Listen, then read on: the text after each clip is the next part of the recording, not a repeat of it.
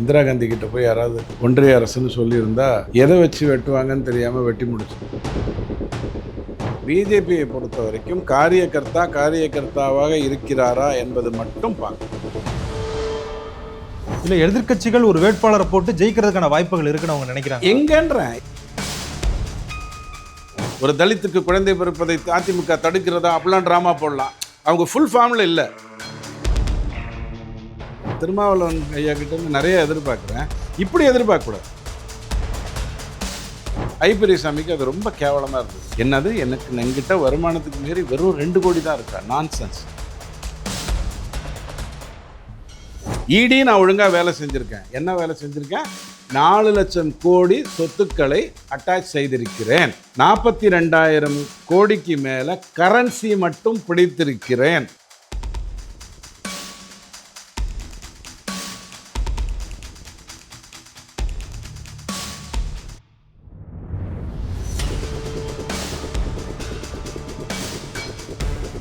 பேசு தமிழா பேசு நேயர்களுக்கு வணக்கம். இன்று நம்முடன் இணைந்திருக்கும் சிறப்பு விருந்தினர் அரசியல் விமர்சகர் திரு டிடிஎஸ் ரவி அவர்கள். வணக்கம் சார். வணக்கம். வருகின்ற எலெக்ஷனில் பீகாரில் நாங்கள் ஆட்சியை பிடிப்போம், அதே போல் சென்ட்ரல்லையும் ஆட்சி பிடிப்போம், அதன் பிறகு எலெக்ஷன் கமிஷன் மேலே நடவடிக்கை எடுப்போம் அப்படிங்கிற மாதிரி ராகுல் காந்தி அவர்கள் பிரச்சாரம் மேற்கொண்டிருக்காரு, பேசியிருக்காரு. அதை பற்றி உங்களுடைய கருத்து என்ன சார்? 2044 அது நடக்கிறதுக்கு வாய்ப்பு இருக்குங்கிற அடிப்படையில் அவர் சொல்லியிருப்பாருன்னு நினைக்கிறேன். அப்போது அவர் அந்த ஆக்ஷன் எடுக்கலாம். அதில் என்ன தப்பு இருக்குது? அதாவது நீங்கள் ஒரு பிரதமராக இருந்து தான் ஆக்ஷன் எடுக்கணுங்கிற அவசியம் இல்லை. நீங்கள் இந்திய திருநாட்டையே ஒன்றிய அரசுன்னு சொல்லக்கூடிய அளவுக்கு தரம் தாழ்த்தி கொண்டு வந்த ஒரு குடும்பத்தை சார்ந்தவர். நீங்கள் இந்திரா காந்தி கிட்ட போய் யாராவது ஒன்றிய அரசுன்னு சொல்லியிருந்தால் எதை வச்சு வெட்டுவாங்கன்னு தெரியாமல் வெட்டி முடிச்சிருப்பாங்க. இல்லை, தமிழ்நாட்டில் தானே சார் சொல்கிறாங்க. ராகுல் காந்தி சொல்கிறாரு. ராகுல் காந்தி எங்கள் திமுக சொல்லிச்சுன்னா நிதி இங்கேருந்து தானே போகணும். அப்புறம் அவர் அதை சொல்லாமல் என்ன பண்ணுவார்? இந்தியாங்கிறது யூனியன் ஆஃப் ஸ்டேட்ஸ் அப்படின்னு அருமையாக கண்டுபிடிச்சி அவர் பேசிக்கிட்டு இருக்கிறவர் தான். ஸோ அவர் இந்த ஜனநாயகத்தினுடைய அற்புதம் என்னென்னா, நீங்கள் பிரதமராக இருந்து தான் ஒரு விஷயத்தை செய்யணுங்கிற அவசியம் இல்லை. நீதிமன்றத்துக்கு போனால் வேலை முடிஞ்சுது. இப்போ மோடியை பற்றி கேவலமாக பேசுனீங்களா இல்லையா? அது என்ன, மோடின்னு சொன்னாலே திருடன் நினச்சாலே மோடிங்கிற பேர் வருது அப்படிங்கிறத சொன்னீங்க. அப்புறம் கோர்ட்டுக்கு தானே உங்களை கூப்பிட்டாங்க, கோர்ட்டில் தானே பேசுனீங்க. அதுக்கப்புறம் தடை வாங்கிறதுக்கு நீங்கள் இன்னொரு கோர்ட்டுக்கு தானே போனீங்க. தேர்தல் ஆணையத்தில் தப்பு இருக்குன்னா கோர்ட்டுக்கு போக வேண்டியது தானே. யார் வேண்டாங்கிறா? இல்லை, தேர்தல் ஆணையத்தின் மேலே அமானப்பத்திரம் தாக்கல் பண்ணணும் அப்படின்னு சொல்லிட்டு இசி சொல்லுது, எலெக்ஷன் கமிஷன் சொல்லுது. ஆனால் இவர் என்ன சொல்கிறது, நீங்கள் தான் தப்பு பண்ணியிருக்கீங்க, நீங்கள் தான் அதை சரின்னு வெளியிடணும் அப்படிங்கிற மாதிரி அவர் சொல்கிறாருங்க. ஆராசா 2G வழக்கில் பெருசாக பேசப்பட்டார். அப்போ ஜூனியர் விடனில் தொடர்ந்து அவரை பற்றி கருத்துக்கள் வந்தது. ஆராசா நீதிமன்றத்துக்கு போய் 2Gயை பற்றி ஒரு வழக்கு நடப்பதால் யாரும் பேசக்கூடாதுன்னு ஒரு தடையை வாங்கினாரா இல்லையா? அது செல்லுபடியாச்சா இல்லையா? அதாவது தவறான கருத்துக்களை சொல்லக்கூடாது, நீதிமன்றம் பார்த்துக்கிட்டு இருக்கு அப்படின்னு நான் போய் தடை வாங்கலாம். பேசு தமிழா பேசல ரவியை பற்றி எதுவுமே சொல்லக்கூடாது, இன்னும் தடை வாங்கலாம். நியாயமான ஒரு விஷயம். அந்த மாதிரி அவர் இஷ்டத்துக்கு பேசிகிட்டு இருக்காரு, தப்பான கருத்துக்களை சொல்கிறாரு. மக்கள் மனசில் இவர் தோற்று போயிட்டார். வெக்கமான சூடு சொரணம் இல்லாமல் 300-400 தொகுதிகளில் நின்று 40 சீட்டு 30 சீட்டுன்னு வாங்கி இப்போ கடைசியாக 23 பேர் பல்லக்கு தூக்கி இவருக்கு போனால் போதுன்னு 99 சீட்டு வந்திருக்கு. அதுதானே நிதர்சனமான உண்மை. பல மாநிலங்களில் பிஜேபி இன்றைக்கி ஆண்டு கொண்டிருக்குன்னு சொன்னால் அது எல்லாமே காங்கிரஸிடம் இருந்து இவங்ககிட்ட போன ஒரு மாநிலம் தானே. கர்நாடகாவில் 2023 ஜெயிக்கிறாரு, 2023 பார்லிமெண்ட்டில் தோக்குறாரு. இது முதல் முறையாக நடந்ததா? இல்லை. இதுக்கு முன்னாடி 2018 இதே மாதிரி தான் நடந்தது, தோத்தாங்க. அதுக்கப்புறம் பார்லிமெண்ட்டில் பிஜேபி ஃபுல் ஸ்வீப் பண்ணிச்சு. இதெல்லாம் தேர்தலில் நடக்கிற ஒரு சாதாரணமான விஷயம். அப்போ இவர் இஷ்டத்துக்கு பேசிக்கிட்டே இருந்தால் ஈஸி என்ன சொல்லுது? நீங்கள் எதையா சொல்கிறதா இருந்தால் ஒரு அஃபிடவிட் கொடுங்க.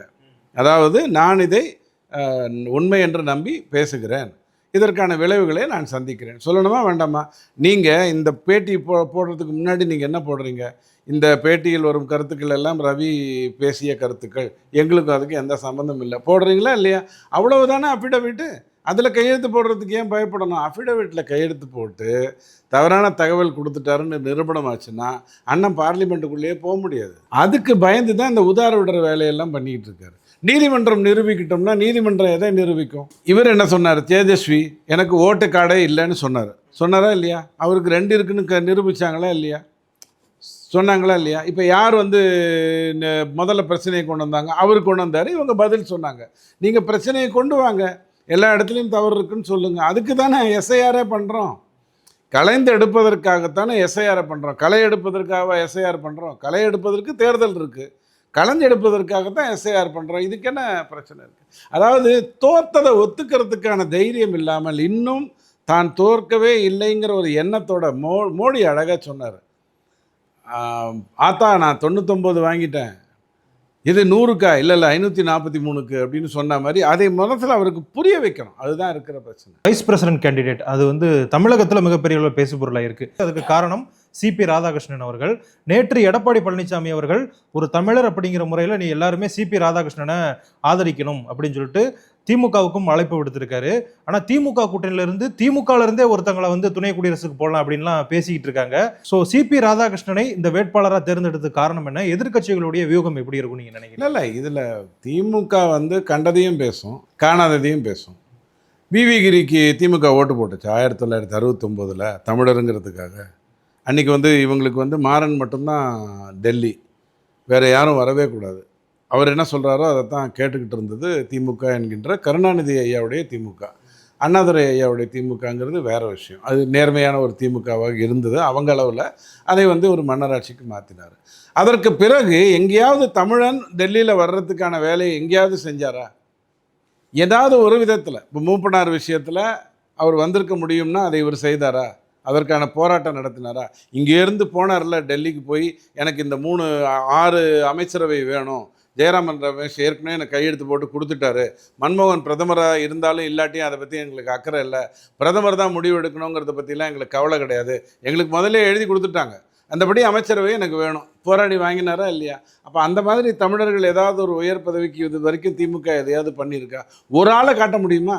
இவர்கள் தமிழ்நாட்டின் பெருமைக்காக ஒரு தமிழனை அனுப்பி, தமிழன்னா யாருங்க? தமிழ்நாட்டில் பிறந்தவர் தானே, தமிழ் பேச தெரிஞ்சவங்க தான் அப்படின்ட்டு அது வேறு விஷயமாயிடும். இங்கேயே வந்து 2 பேர் இருக்காங்க இல்லையா, மாப்பிள்ளை மச்சான், அதில் ஒருத்தருக்கு தமிழ் சரியாக பேச தெரியாது, அதை இப்போ எடுத்துக்க வேண்டாம். தமிழ்நாட்டில் பிறந்தவங்கன்ற அடிப்படையில் சிபி ராதாகிருஷ்ணன் ஐயா தமிழர் என்பதற்காக தேர்ந்தெடுக்கப்பட்டாரா அப்படின்னா வாய்ப்பே இல்லை. ஏன்னா அவர் இருக்கிறது கொங்கு மண்டலத்தில் மிக பிரபலம்.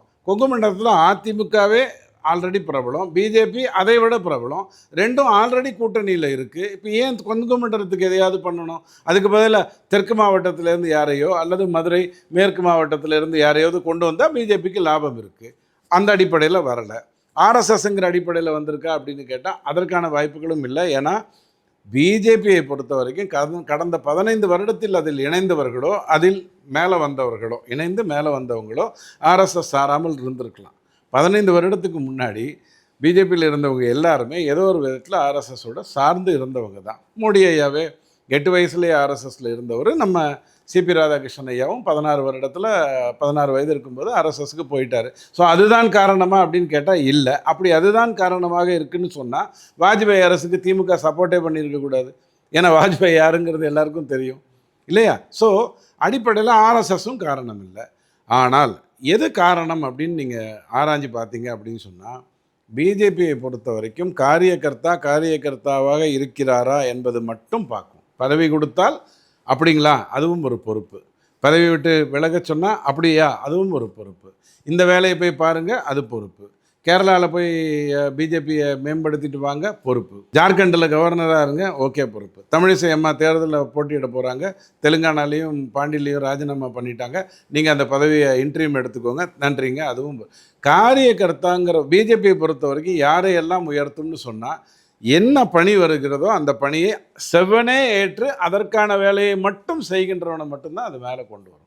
வேறு எந்த விதத்துலையும் அது மேலே கொண்டு வராது. நம்பர் 1. உழைத்தவனுக்குன்னு ஒரு மரியாதை இருக்கும். இவர் உதவி ஜனாதிபதிங்கிறது ஒரு அலங்கார பதவி. ஆனால் ராஜ்யசபாவில் அவர் போய் கண்டக்ட் பண்ணணும், ராஜ்யசபாவை கண்டக்ட் பண்ணணும். அந்த பொறுப்பு யாரிடம் கொடுக்க முடியும்? சாத்வீகமாக பேசக்கூடிய, எதையும் பொறுப்பாக பேசக்கூடிய, அளந்து வார்த்தைகளை சொல்லக்கூடிய, கோபமும் ரௌத்திரமும் தெரிந்த, எமர்ஜென்சிக்கு எதிராக போராடினவர் அந்த வயசில் திருப்பூரில் சிபி ராதாகிருஷ்ணன் ஐயா. இதையெல்லாம் பார்த்துட்டு கொடுத்துருக்காங்க. நீங்கள் உடனே நான் இன்னொரு தமிழனை நிறுத்துகிறேன் பாரு அப்படின்னு சொன்னீங்கன்னா நான் என்ன பண்ணுறது? சீமானை வேணால் நிறுத்துங்க, ஏன்னா அவர் தான் தமிழ் தேசியம் பேசுகிறவர். நிறுத்தினீங்கன்னா அட்லீஸ்ட் ஒரு 8% ஓட்டு ஏதாவது ட்ரான்ஸ்ஃபர் ஆகிறதுக்கு வாய்ப்பு இருக்குது. வேறு யாரை நிறுத்துவீங்க? எதுக்காக இந்த வேலை? முதல்ல இந்த பதவிக்கு நீங்கள் நிறுத்துறதுனால உங்களுக்கு எதாவது பிரயோஜனம் இருக்கா? எம்பிக்கள் இத்தனை தானே, எம்பிக்கள் தானே ஓட்டு போட முடியும். இத்தனை எம்பி பிஜேபிக்கு சார்பாக இருக்காங்கங்கிறது தெளிவாக தெரியும். இல்லை நீங்கள் வாங்குகின்ற அளவுக்கு பணம் இருந்தாலும் விலை போகின்ற அளவுக்கு அங்கே யாரும் கிடையாது, வாய்ப்பே கிடையாது. அப்புறம் எதுக்கு தேவையில்லாமல் ஒரு போட்டி? எதற்காக இந்த வேலையெல்லாம்? ஜஸ்வந்த் சிங்கை அவமானப்படுத்தினது போறாதா? இன்னொருத்தர் திருச்சி சிவாவை அவமானப்படுத்தணுமா? சிதம்பரத்தை அவமானப்படுத்தணுமா? என்ன பிரயோஜனம்? புரியல. இல்லை, எதிர்க்கட்சிகள் ஒரு வேட்பாளரை போட்டு ஜெயிக்கிறதுக்கான வாய்ப்புகள் இருக்குன்னு அவங்க நினைக்கிறாங்க. எங்கன்றேன் எண்ணிக்கை ஏதாவது ஒரு அடிப்படையில் சொல்லுங்கள். எம்பிக்கள் தானேங்க. இப்போது எம்எல்ஏக்கள் அப்படிங்கிறதும் சேர்ந்து இருந்ததுன்னா, ஜனாதிபதிக்காக இருந்ததுன்னா, ஒரு 6 மாநிலத்தில் வந்து எம்எல்ஏக்களை நீங்கள் விலைக்கு வாங்கிட்டீங்கன்னா உங்களுக்கு ஷிஃப்ட் அண்ட் டர்ன் ஆகிறதுக்கு வாய்ப்பு இருக்குது. அதையுமே இந்தியா ஜனாதிபதியை தேர்ந்தெடுக்கும் போதே போட்டிங்கிற விஷயத்தை தவிர்க்கும், எப்போதுமே தவிர்க்கும். வேறு வழி இல்லைன்னா தான் அந்த இடத்துல போட்டின்னு ஒன்று வரும். கலாம் ஐயா மேலே வர்றதுக்கு ஏதாவது 2 இடத்துல திமுக வந்து கலாம் ஐயாவுக்கு துரோகம் பண்ணிச்சு. அவரை வந்து ஜனாதிபதி ஆகுவதற்கான இதுக்குள்ளே கொண்டு வரலை.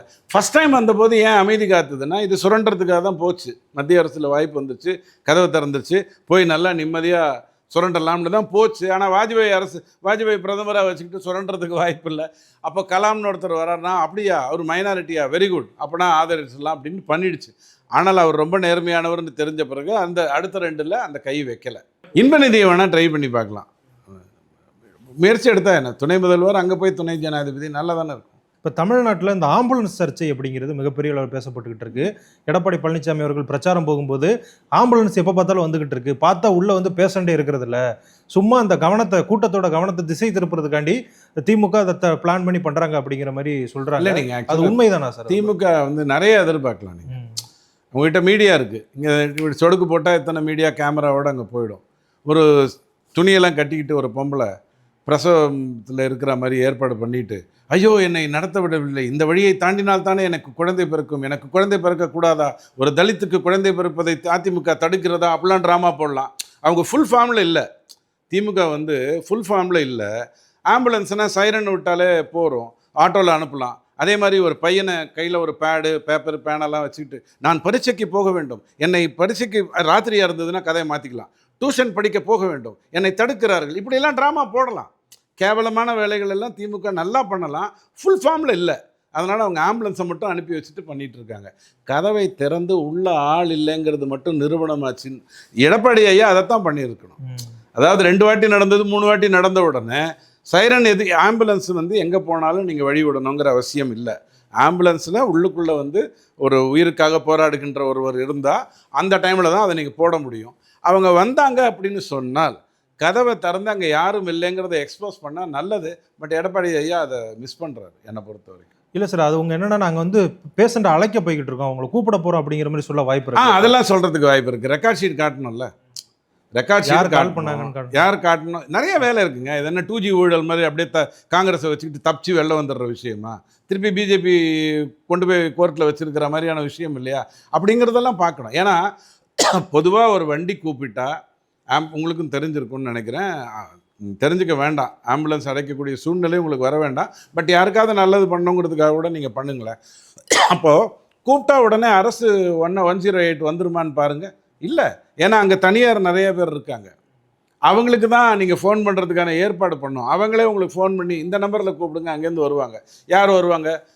மதிமுகலேருந்து ஒருத்தர் வருவாங்க, அல்லது கிறித்துவ சகோதரருடைய ஊழியம் செய்கின்ற யாராவது வருவாங்க. அப்படித்தான் ஆம்புலன்ஸே வரும். எதுக்கு இந்த சில்லறத்தனமான வேலை? நிறைய விஷயம் இருக்கே. இப்போ பிள்ளை பெற்றுக்கொள்ளவில்லை, அந்த கரு கலைந்து விட்டது, எடப்பாடி மீட்டிங்னால கரு கலைந்ததுன்னு சொல்லுங்கள். எக்ஸாமே ஃபெயில் ஆகிட்டான்னு ஒரு பையனை சொல்லுங்கள். அது ஒரு ஏழை பெண்ணை செட்டப் பண்ணுங்கள். அந்த ஒரு பாட்டியை 2 பேரும் செட் பண்ணிங்களே, திமுகலையும் அதிமுகலையும் ஒரே பாட்டியை வச்சுட்டு ஷூட்டிங் பண்ணிங்களா, அந்த மாதிரிலாம் ட்ரை பண்ணுங்கள். கொஞ்சம் புதுசாக யோசிக்க வேண்டாமா திமுக? இது என்ன முட்டாள்தனமாக இருக்குது ஆம்புலன்ஸை வச்சுக்கிட்டு? சார், அந்த தூய்மை பணியாளர்கள் விவகாரம் வந்து மிகப்பெரிய பேசப்பட்டது. ஸோ அதுலேயே வந்து திமுக கூட்டணியில் 2 கருத்து இருக்குது. திருமாவளவன் அவர்கள் என்ன சொல்கிறார் அப்படின்னு பார்த்தீங்கன்னா, அவங்கள வந்து பணி நிரந்தரம் பண்ணக்கூடாது, இது வந்து ஒரு குலத்தொழில் மாதிரி ஆயிரும் அப்படிங்கிற மாதிரி சொல்கிறாரு. சூப்பர், இது தவறு அப்படின்ட்டு சிபிஎம்னுடைய மாநில செயலாளர் கருத்து தெரிவிச்சு. சரி, இப்போ அந்த தூய்மை பணியாளர்கள் அந்த வேலையை செய்யலை, அவங்களுக்கு பணி நிரந்தரம் பண்ணக்கூடாது, நான் ஏற்றுக்கிட்டுறேன். மனிதாபிமானம்னு ஒன்று இருக்கு இல்லையா, திருமாவளவன் ஐயாவுக்கு நிறையாவே இருக்குது. இப்போ அந்த வேலையை யார் செய்ய போகிறா? வேறு ஏதாவது ஒருத்தவங்க பண்ணணும். இல்லை, யார்? எப்படி பண்ணுவீங்க? அதாவது நேரடியாக நீங்கள் பணிக்கு எடுக்கிறதுங்கிறது ஒரு வழி. இன்னொன்று என்ன, கான்ட்ராக்ட் விடுறது தானே. கான்ட்ராக்ட் விட்டு அவன் யாரை வச்சு செய்வான்? இவங்கள வச்சு தான் செய்யணும். அப்புறம் இது என்ன முட்டாள்தனமான ஒரு விஷயம்? அதாவது நான் திருமாவளவன் ஐயா கிட்டேருந்து நிறைய எதிர்பார்க்குறேன், இப்படி எதிர்பார்க்கக்கூடாது. அது என்னங்க, நடராஜனுக்கு வந்து மூச்சு திணறுது, மூச்சு திணறினா ஏங்க விடுறீங்க, மூச்சை நிறுத்த வேண்டியது தானே அப்படின்ற மாதிரி சொன்னால், அதாவது நீங்கள் மூச்சு திணறி பரிதவிக்கிறத தடுக்கிறதுக்கு மூச்சையை நிறுத்தி விட்டா எப்படிங்கிறதோ அந்த மாதிரி பேசுகிறாரு. இது ஒரு பதிலா? இது ஒரு தீர்வா? தூய்மை பணிங்கிறது மனிதனை வைத்து கொண்டு தானே செய்கிறோம், ரோபோ வச்சா செய்கிறோம் இல்லையே. மனிதனை வச்சு செய்தால் தானே மற்ற மதத்தை சார்ந்தவர்களுக்கு வேலையை கொடுத்து நான் தான் உனக்கு காப்பாளன்கிற வேலையை திமுக பண்ண முடியும். காலை சுற்றுன்ற விஷயம் தன்னை போல நடந்து கொண்டிருந்தது. இவர் திமுகலேருந்து என்ன பண்ணாங்க, இல்லை இது அரசு எடுத்துக்கொண்டு நான் செய்யணும், நான் தான் சாப்பாடு போட்டணும், மத்தியான வேலையில் முட்டை போட்டார் எங்கள் அப்பா, நான் காலையில் வந்து உப்புமா போடுறேன் அப்படின்ட்டு இறங்கினாரா இல்லையா? இப்போ அதை ப்ரைவேட்டுக்கு விட போகிறாரு. இப்போ அடுத்த வாட்டி தேர்தலில் ஜெயிக்க வைக்கக்கூடிய துர்பாக்கியம் உங்களுக்கு வந்துருச்சுன்னா அடுத்தது அவர் ப்ரைவேட்டுக்கு விட்டுருவார். ப்ரைவேட்டுக்கு விட்டால் யார் பண்ணுவாங்க? திரும்பவும் அதே தானே. ஸோ தூய்மை பணியாளர்களுக்கு பதிலாக நான் ரோபோவை கொண்டு வருவேன், ஏன்னா நான் இந்தியாவுடைய பிரதமர் ஆகிறேன், எனக்கு முதலமைச்சர் ஆகிறதுக்கு திமுகவில் வாய்ப்பு கொடுக்க போகிறது இல்லை, ஏன்னா அங்கே பர்த் சர்டிஃபிகேட் வச்சு தான் முதல்வர் ஆக்குவாங்க, திரும்பி இன்ப நிதிக்கெலாம் பிறந்துட்டு இப்போ முதலமைச்சர் ஆக முடியாது, ஸ்ட்ரைட்டாக பிரதமர் ஆக போகிறேன்னு தானே திருமாவளவன் ஐயா சொல்கிறாரு இல்லையா? பிரதமர் ஆகிறதுக்கான வேலையை பண்ணிவிட்டு ரோபோவை வைத்து கொண்டு தூய்மை செய்ய வேண்டியதானே. யார் வேணாங்கிறா? அடிப்படையில் நீங்கள் பரிதாபப்படுவது உண்மையாக இருந்தால் அவர்களுக்கான நியாயமான கூலி கிடைக்குதான்னு பாருங்கள், அவர்களுக்கான நியாயமான உடை கிடைக்கிறதா என்று பாருங்கள். நிறைய பேர் இன்றைக்கி தமிழ்நாட்டில் எக்ஸனோர்வா நிர்மல் தொடங்கி வச்ச அந்த அற்புதமான விஷயத்தில் ரொம்ப ஆரோக்கியமாக பண்ணுறாங்க. இங்கே வேலை செய்கிற நிறைய பேர் ஆந்திராவிலேருந்து தான் வர்றாங்க. நீங்கள் வேணால் உங்கள் வீட்டுக்கிட்ட வர்ற அந்த பையன் விசில் அடிச்சுட்டே வருவானே, அவன்கிட்ட கேட்டு பாருங்கள், பாதி பேர் ஆந்திராவிலேருந்து தான் வர்றாங்க, இங்கேருந்து யாரும் வரல. ஸோ இவங்க ஏற்கனவே இந்த வேலையை தான் பண்ணிக்கிட்டு இருக்காங்க. அப்போ அதுக்கு மாற்று தீர்வு கொடுக்கணும். ரோபோ வச்சு பண்ணுறேன்னு சொல்லணும், இல்லை ட்ரோஜான் வச்சு அல்ற மாதிரி ஒரு திட்டத்தை கொடுத்தீங்கன்னா, இவர் நம்ம மாப்பிள்ளைக்கு வந்து அது ரொம்ப பிடிக்கும். அவர் இப்போ இது விமானம் விடுறது என்ன சொல்லுவீங்க, ஸ்பேஸுக்கு போயிட்டார். அடுத்தது நீங்கள் ட்ரோஜான் வச்சு குப்பை அல்ற மாதிரி ஒரு திட்டத்தை கொடுத்தீங்கன்னா அவர் பயங்கரமாக அது பிஎம்எல்ஏ மேட்டரை நல்லா பண்ணுவார். அப்படியெல்லாம் யோசிக்கிறத விட்டுட்டு கேவலமான ஒரு கருத்தை சொல்லிக்கிட்டு இருக்கீங்க. இந்த மனுஷன் போனால் இன்னொரு மனுஷன் தானே உட்கார போகிறான், அவனுக்கு என்ன பண்ண போகிறீங்க? சரி, இப்போ நான் பெரியசாமி அவர்கள் வீட்டில் வந்து ரெய்டு வந்தது. ஆனால் அதிலிருந்து ஏதோ முக்கிய ஆவணங்கள் கைப்பற்ற மாதிரியோ இல்லை அவர் மேலே ஏதோ முறைகேடு புகாரோ எதுவுமே வரலையே சார். போகிற அதிகாரிகள் அவர்கிட்ட கை கொடுத்துட்டு போயிட்டாங்க. ஸோ மிஸ்டர் க்ளீனாக அவர் இருக்கார் அப்படிங்கிற மாதிரி ஒரு பிம்பம் தானே கிரியேட் பண்ண. கை நீட்டி இருந்தால் தான் தப்பு, கை குலுக்கினா ஒன்றும் தப்பு இல்லைல்ல. போகும்போது போயிட்டு வரேன்னு சொல்கிறதுல என்ன தப்பு இருக்குது? திரும்ப வருவியான்னு கேட்பீங்களாண்ணா? ஐபி ரைடுக்கு வர்றான், அவன் போகும்போது வணக்கங்க போயிட்டு வரேங்க அப்படின்னா, திரும்ப வர போறியா, நான் ஒன்றும் உனக்கு ஆர்டர் கொடுக்கலையே அப்படின்னு பேசுவீங்களா? இதெல்லாம் விட்டுருங்க ஐயா. திமுகவில் கடந்த 25-30 வருடங்களாக இணைந்த அதிமுகவை சார்ந்தவர்களுக்கு முக்கியத்துவம் கொடுக்கப்பட்டு இந்த பொன்முடி ஏற்கனவே திமுகவில் இருந்தவங்களெல்லாம் ப்ரொடெக்ட் பண்ணுறதுக்கு, இவங்களாம் பேரரசர்கள் இல்லையா, பேரரசர் நம்மால், அதுக்கப்புறம் 12 குறுநில மன்னர்கள், இவங்களுக்கு வேலை செய்கிறதுக்காக அதிமுகலேருந்து நிறைய பேரை கூப்பிட்டு வந்தீங்க. கூப்பிட்டு வந்தவங்க ஒவ்வொருத்தரும் நிறைய தப்பு பண்ணியிருக்காங்க. அதை போட்டு கொடுக்குற வேலையை யார் பண்ணுறாங்கன்னு பாருங்கள். அவர் தான் 7 லட்சம் கோடிக்கு மேலே இவர்கிட்ட இருக்குதுன்னு போட்டு கொடுத்துருப்பாங்க. இடி வந்து தகவல் இல்லாமல் வராது, ஒரு குற்றப்பத்திரிகை இல்லாமல் வராது. ஏற்கனவே ஒரு குற்றப்பத்திரிகை 2 கோடி ரூபாய் மட்டும் பெரியசாமி கிட்ட வருமானத்தை விட அதிகமாக இருக்குது அப்படின்னு ஒரு தீர்ப்பு வந்து அதை ஓப்பன் பண்ணி வச்சுருக்காங்க. பெரியசாமிக்கு அது ரொம்ப கேவலமாக இருந்தது. என்னது, எனக்கு என்கிட்ட வருமானத்துக்கு மீறி வெறும் 2 கோடி தான் இருக்கா? நான்சென்ஸ். என்னுடைய டிரைவருடைய சம்பளம் என்ன தெரியுமா, அவனுடைய வீடு எத்தனை தெரியுமா, அவனுக்கு 50 ஏக்கரில் இடம் இருக்குன்னு அவர் பயங்கரமாக டைலாக்லாம் ரெடி பண்ணிட்டார். சொன்னால் பிரச்சனை ஆகிடும்ட்டு அமைதியாக இருந்துகிட்டு இருந்தார். வீட்டில் ரைடு நடத்தினா ஆவணம் கிடைக்கத்தான் செய்யும். அவன் என்ன கோபமாக போவானா, இந்த ஆவணம்லாம் கிடைச்சதுக்கு உன்னை உண்டு இல்லைன்னு பண்ணுறேன் பாருன்ட்டு போவானா? தேங்க்யூண்ணா, ரொம்ப சந்தோஷம்னா, கிடைக்க வேண்டியது கிடச்சிருச்சு. 4 லட்சம் கோடி அசட்டு சொத்துக்கள் அட்டாச் செய்யப்பட்டிருக்கிறது கடந்த 11 வருடங்களில் இடி ரைடின் மூலமாக. திமுகலேருந்து நிறைய பேர் சாயங்காலம் வந்து பேசுவாங்க, வலதுசாரியிலேருந்து நொட்ட நொஸ்கெல்லாம் வந்து பேசிக்கிட்டு இருக்கும், அதுக்கு பதில் சொல்லவும் தெரியாது. இடியில் உடனே கன்விக்ஷன் ரேட்டை பற்றி லூஸ்தனமாக பேசுவாங்க. கன்விக்ஷனுங்கிறது ட்ரிபியூனல், நீதிமன்றம் சம்மந்தப்பட்டது. இடி நான் ஒழுங்காக வேலை செஞ்சுருக்கேன். என்ன வேலை செஞ்சுருக்கேன்? 4 லட்சம் கோடி சொத்துக்களை அட்டாச் செய்திருக்கிறேன். 42,000 கோடிக்கு மேலே கரன்சி மட்டும் பிடித்திருக்கிறேன். எவ்வளோ வருஷத்தில்? இந்த 11 வருஷத்தில். அதுதான் இடி செய்கின்ற ஒரு நல்ல விஷயம். இப்போது அவங்க வந்து ஒரு சீஸ் பண்ணிட்டு போகிறாங்கன்னு வச்சுக்கோங்களேன். இடின்னு இல்லை, இடியோ சிபிஐயோ அல்லது இன்கம் டேக்ஸோ, நீங்கள் வந்து வீட்டில் வந்து ஆவணத்தை தேடிட்டு போயிட்டாங்கிற மாதிரி எப்போதும் நினைக்காதீங்க. அந்த மாதிரி இல்லை. அதில் ஒரு சின்ன ராமர் நேர்மையாக இருந்தால் அப்படி தான் பண்ணுவாங்க, வீட்டில் வந்து தான் தேடி பிடிப்பாங்க. இதில் கொஞ்சம் கிருஷ்ணர் நேர்மை தர்மம்னு ஒன்று இருக்குது. அது என்னென்னா, எனக்கு ஒரு டாக்குமெண்ட் கிடச்சிருச்சு, அது ஒரிஜினல்னு தெளிவாக தெரிஞ்சு போச்சு, உங்கள் வீட்டில் கொண்டு வந்து வச்சுட்டு அதை நான் எடுத்துகிட்டு போயிடுவேன். எப்படி நீங்கள் கஞ்சா வச்சுட்டு உங்களுக்கு எதிர்த்து பேசுகிறவனெல்லாம் தூக்கி கொண்டு போய் உள்ளே போடுவீங்களோ, அந்த மாதிரி ஆவணங்கள் எனக்கு கிடச்சிதுன்னா நான் ஒரு ரைடு நடத்துவேன். அந்த ஆவணத்தை உங்ககிட்டேருந்து எடுத்துகிட்டு வந்தேன்னு காட்டுவேன். ஆவணத்தை உங்களால் மறுக்க முடியாது, நல்லா புரிஞ்சுக்கோங்க. ஆவணத்தை நீங்கள் மறுக்காதனால நீங்கள் ஏற்றுப்பீங்க, ஆமாங்க அப்படின்னு சொல்லிட்டு போயிடுவீங்க. இல்லை, இந்த ஆவணம் என்னுடையது தான், ஆனால் இது என் வீட்டில் இருந்து எடுக்கப்பட்டது இல்லைன்னு லூசு மாதிரி வாக்குமூலம் கொடுக்க மாட்டீங்க. கரெக்டாக? ஆமாங்கன்ட்டு போயிட்டே இருப்பீங்க. ஸோ அவங்க எடுத்துகிட்டு போகிறதுங்கிறது நடக்கும். ஆனால் இந்தியாவில் இருக்கக்கூடிய மிகப்பெரிய துரதிர்ஷ்டம் என்ன அப்படின்னு சொன்னால், நீங்கள் ஒரு எக்கனாமிக்கல் அஃபென்ஸ் பண்ணியிருக்கீங்கன்னு சொன்னால், அது பிஎம்எல்ஏவாக இருந்தால் மட்டும் அதுக்கு வந்து இடி வந்து ரொம்ப தீவிரமான இதுக்குள்ளெல்லாம் போகுது. செந்தில் பாலாஜி ஐயா விஷயத்தில், மற்றவங்க விஷயத்தில் நடந்ததை நீங்கள் பார்த்துருக்கீங்க.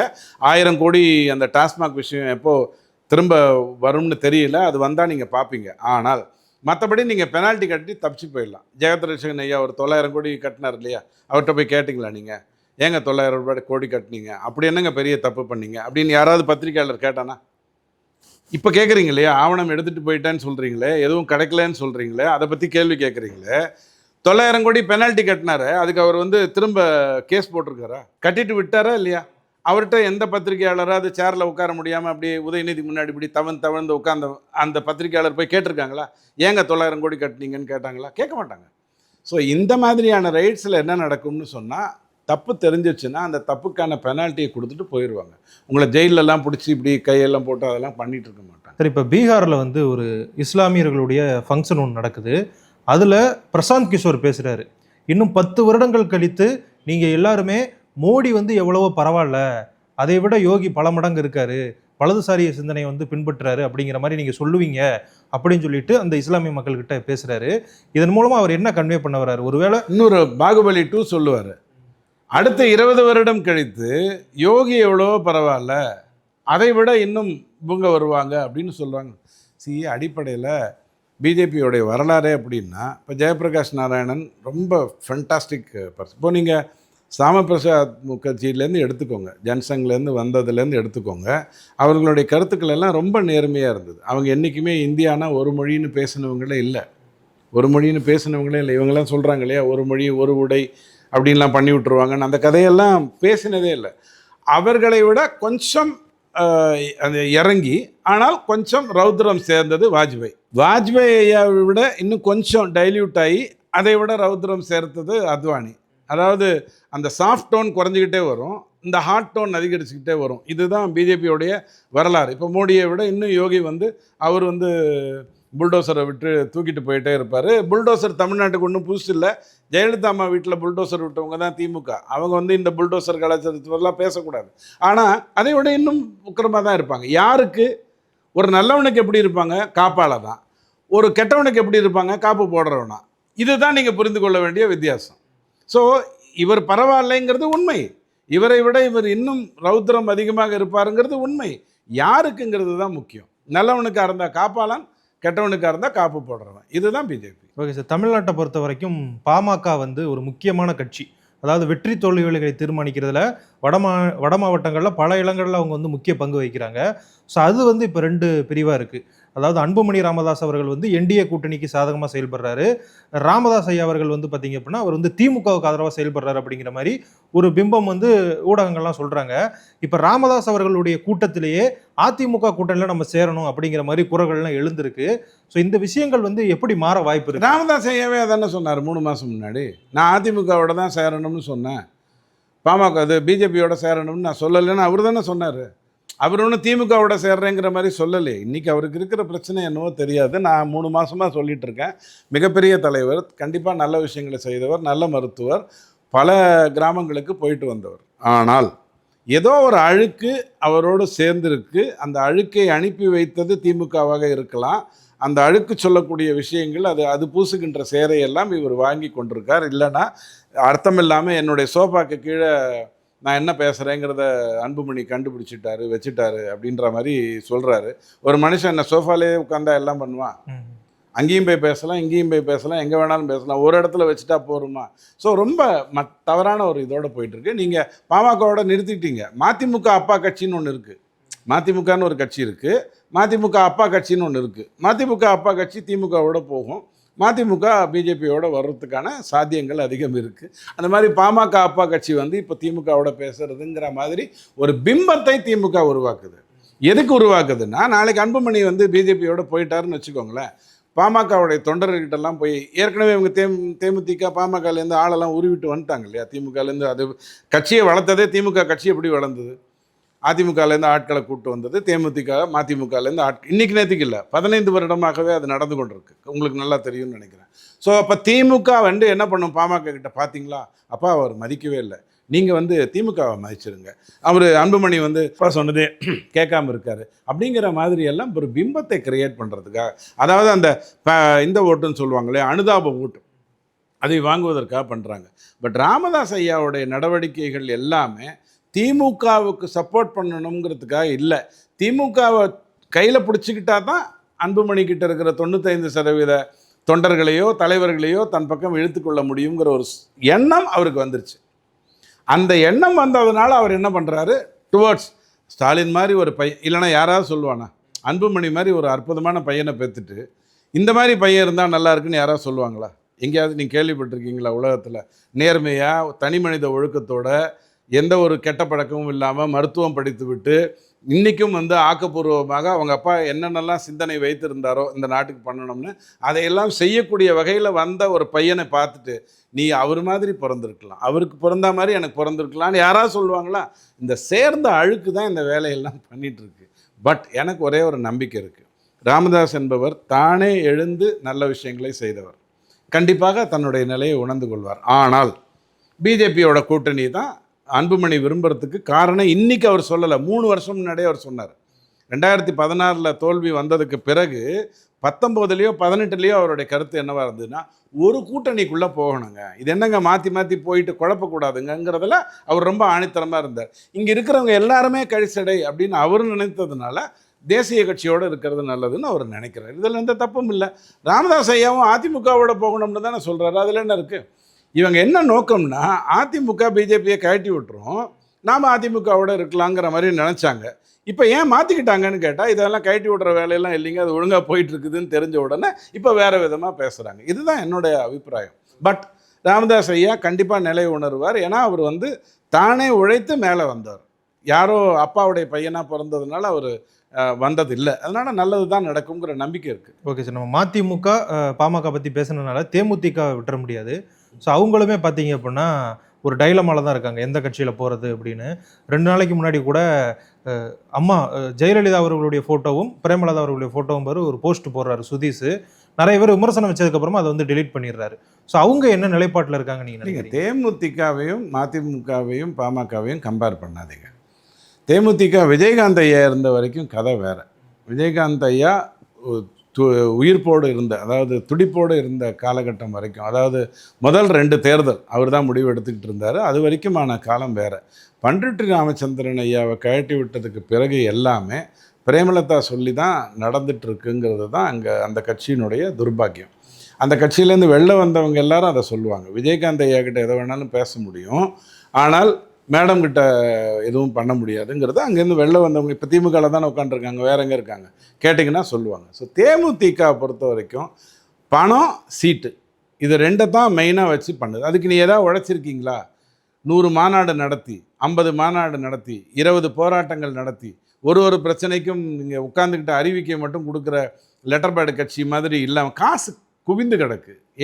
விஜயகாந்த் ஐயா படத்துக்கு வர்றதுக்கு முன்னாடியே பெரிய பணக்காரர் தான், அதுக்கப்புறம் பெரிய விஷயங்கள் வந்து நிறைய பெரிய பணக்காரர் தான், காசு குவிந்து கிடக்கு.